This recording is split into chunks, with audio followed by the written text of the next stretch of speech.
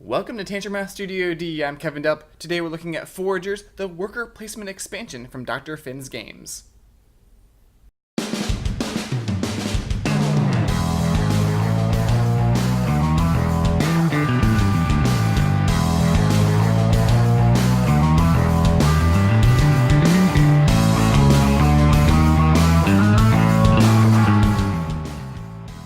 Foragers is a pick up and deliver game for 2 to 4 players from Dr. Finn's games. Players are foragers trying to become the most respected member of their tribe. Now, in this video, I'll be showing you the worker placement expansion. Let's look at the components.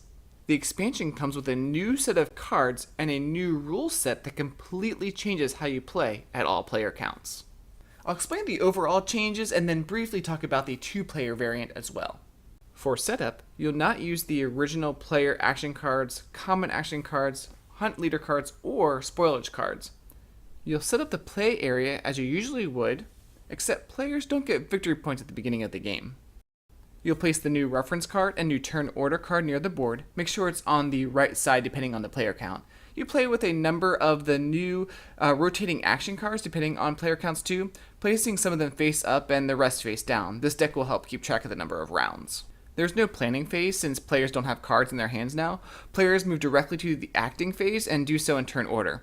There are cube actions and energy actions. When you place a cube in an action space, you need to perform that action. Some spaces have more than one icon. It's up to the player to decide how they spread out those actions. For example, you could move 2, forage 2, and move 1, making a total of 5 action points. You don't have to use all the points, and for each one you don't use, you can increase your energy.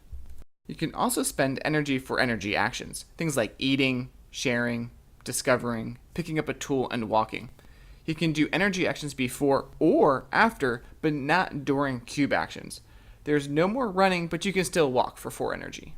And for brawling, players now get victory points from the supply, not from the losing players. And max you can get is 8 victory points. It's basically the difference of your strength to your opponent's strength to determine victory points gained.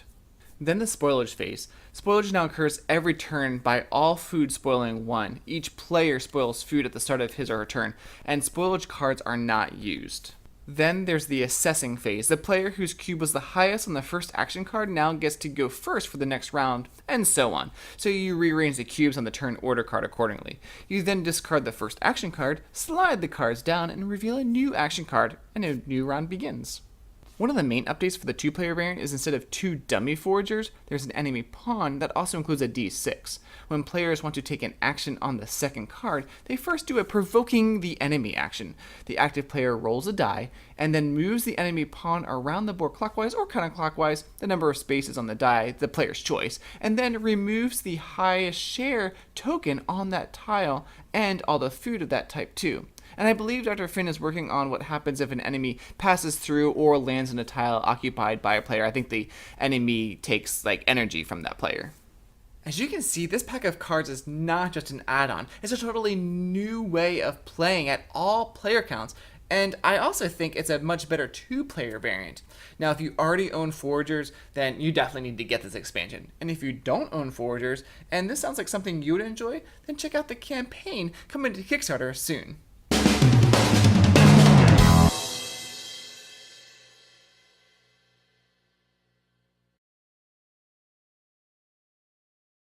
So how does my t-shirt connect to this game? Hey, if I was out foraging, I'd be looking for one of my favorite snacks, Reese's Peanut Butter Cups.